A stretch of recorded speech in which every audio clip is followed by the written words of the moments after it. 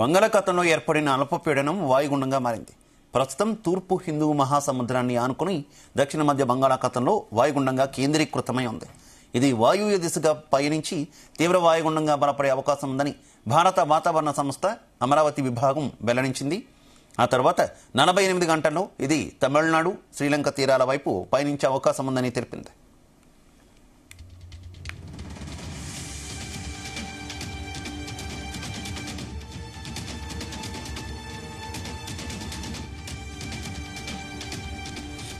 దీని ప్రభావంతో ఆంధ్రప్రదేశ్లోని దక్షిణ కోస్తా, రాయలసీమలో ఈ నెల 29 వరకు కొన్ని చోట్ల పిడుగులతో కూడిన తేలికపాటి నుంచి మోస్తరు వర్షాలు కురుస్తాయని ఆంధ్రప్రదేశ్ విపత్తుల నిర్వహణ సంస్థ వెల్లడించింది. దక్షిణ కోస్తాలో కొన్ని చోట్ల భారీ వర్షాలు కురిసే అవకాశం ఉందని పేర్కొంది.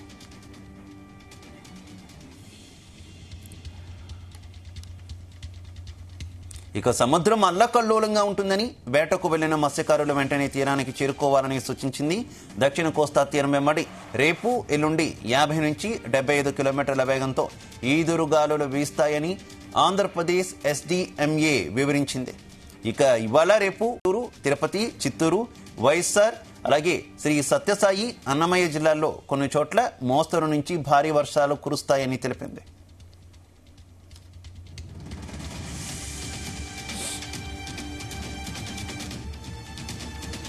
ఇక ఈ నెల 28న దక్షిణ కోస్తా, రాయలసీమ జిల్లాలతో పాటు ఉత్తరాంధ్ర జిల్లాల్లోనూ తేలికపాటి నుంచి మోస్తరు వర్షాలు కురుస్తాయని APSDMA తన బులెటిన్లో పేర్కొంది. ఇక నవంబర్ 29న గుంటూరు, ప్రకాశం, బాపట్ల, నెల్లూరు, చిత్తూరు, అన్నమయ్య, తిరుపతి జిల్లాల్లో తేలికపాటి నుంచి మోస్తరు వర్షాలు, విశాఖ, అనకాపల్లి, కాకినాడ, విజయనగరం, శ్రీకాకుళం, పార్వతీపురం అలాగే అల్లూరి, కోనసీమ, ఉభయ గోదావరి, కృష్ణా, ఏలూరు జిల్లాల్లో కొన్ని చోట్ల మోస్తరు నుంచి భారీ వర్షాలు కురుస్తాయని వెల్లడించింది.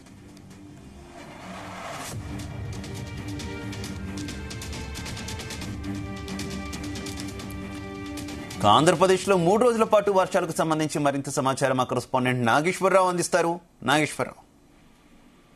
ఆంధ్రప్రదేశ్ రాష్ట్రంలో మరొకసారి భారీ వర్ష సూచన నమోదుతో అధికారులు కానీ రైతులు కానీ బెంబేలెత్తుతున్న పరిస్థితి ఉంది. ముఖ్యంగా మధ్యతరగతి కుటుంబీకులు అయితే ఆ అన్నమో రామచంద్ర అంటూ కూడా ఆకలి నాతనాదాలు పొలుగుతున్న పరిస్థితి ఉంది. ఇప్పటికే ఆంధ్రప్రదేశ్ వ్యాప్తంగా ఈ సంవత్సరం అధిక వర్షపాతం నమోదవటం, అధిక వర్షపాతంతో పాటు అధిక వర్షాలు పడటంతో పాటు పేదవాడి నడ్డి ఇరుగుతుందని చెప్పుకోవచ్చు. అలాగే ఏదైతే రైతన్నకి ఆ కడుపు కోత మిగులుతుందని చెప్పుకోవచ్చు. ఇప్పటికే ఆంధ్రప్రదేశ్ లో భారీ వర్షాల కారణంగా ఒక బుడమేరుని ఎగ్జాంపుల్ తీసుకుంటే ఇప్పటికి కూడా లక్షలాది కుటుంబాలు రోడ్డు మీద పడి ఇప్పుడు కూడా తేరుకోలేని పరిస్థితి ఉంది. అలాగే ముఖ్యంగా ఏదైతే ఆంధ్రప్రదేశ్ రాష్ట్రంగా కురుస్తున్న భారీ వర్షాల కారణంగా ఇప్పటికే అధికారులందరూ కూడా అప్రమత్త అవతతో పాటు ముఖ్యంగా ఏదైతే అమరావతికి సంబంధించిన అంశంగా అమరావతి రాష్ట్రంలో ప్రధానంగా చూసుకుంటే రైతులకు సంబంధించే ప్రధాన అంశంగా కూడా ప్రభుత్వం అడుగులు ముందుకేస్తుందంటే వర్షపాతం పట్ల ప్రభుత్వం కూడా ఎంత హడలిపోతుంది అనేది మనకు అర్థమవుతోంది.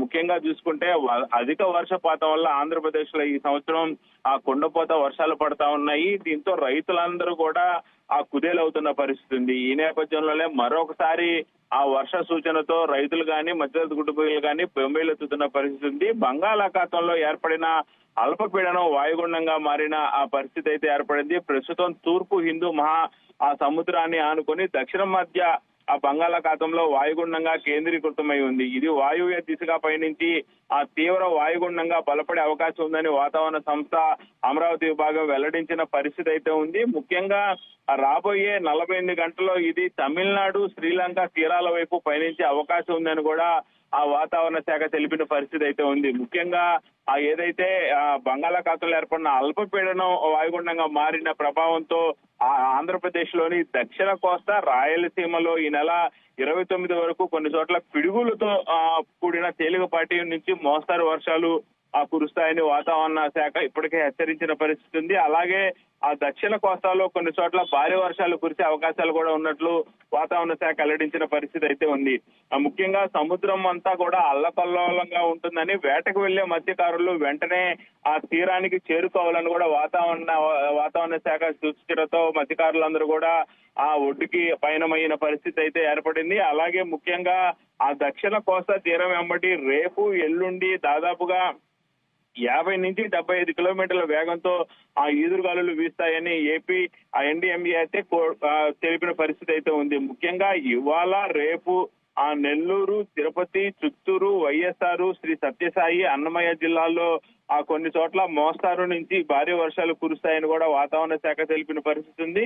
ముఖ్యంగా ఈ నెల 28న దక్షిణ కోస్తా, రాయలసీమ జిల్లాలతో పాటు ఉత్తరాంధ్ర జిల్లాల్లోనూ తేలికపాటి నుంచి మోస్తారు వర్షాలు కురుస్తాయని కూడా ఏపీఎస్ డిఎంఏ తెలిపిన పరిస్థితి ఉంది తన బులెటిన్ లో. ముఖ్యంగా నవంబరు 29న గుంటూరు, ప్రకాశం, బాపట్ల, నెల్లూరు, చిత్తూరు, అన్నమయ్య, తిరుపతి జిల్లాల్లో తేలికపాటి నుంచి మోస్తారు వర్షాలు కురుస్తాయని ఇప్పటికే వాతావరణ శాఖ హెచ్చరించిన పరిస్థితి అయితే ఉంది. ముఖ్యంగా విశాఖ, అనకాపల్లి, కాకినాడ, విజయనగరం, శ్రీకాకుళం, పార్వతీపురం, మన్యం, అల్లూరి, కోనసీమ, ఉభయ గోదావరి, కృష్ణా, ఏలూరు జిల్లాల్లో కొన్ని చోట్ల మోస్తారు నుంచి భారీ వర్షాలు కురుస్తాయని వాతావరణ శాఖ వెల్లడించింది. ముఖ్యంగా బంగాళాఖాతంలో ఏర్పడిన అల్పపీడనం మరింత బలపడి వాయుగుండంగా మారినట్లు కూడా తెలుస్తా ఉంది. ఇది తుఫానుగా మారే అవకాశం ఉన్నట్లు కూడా వాతావరణ శాఖ చెప్తున్న పరిస్థితి అయితే ఉంది. ముఖ్యంగా తుఫాను ఎఫెక్ట్ తో దేశ ప్రధాని నరేంద్ర మోడీ విశాఖ పర్యటన రద్దు చేసుకోవడంతో తుఫాను ఎఫెక్ట్ ఎంత మేరకు ఉంటుందని ఆంధ్రప్రదేశ్ అమరావతి వాతావరణ శాఖతో పాటు కేంద్రం కూడా వాతావరణ అంచనాని పసిగట్టింది. అయితే నాగేశ్వరరావు, ఈ వర్షాలు, తుఫాను హెచ్చరికల నేపథ్యంలోనే ప్రధానమంత్రి నరేంద్ర మోదీ ఆంధ్రప్రదేశ్ పర్యటన కూడా రద్దయినట్టు తెలుస్తుంది కదా. ఏంటి మరోసారి ఎప్పుడైనా ఈ ప్రోగ్రామ్ రీషెడ్యూల్ చేసేటటువంటి అవకాశం ఏమైనా ఉందా? ఏంటి ప్రధాని పర్యటన రద్దుకు సంబంధించి అప్డేట్ ఏంటి?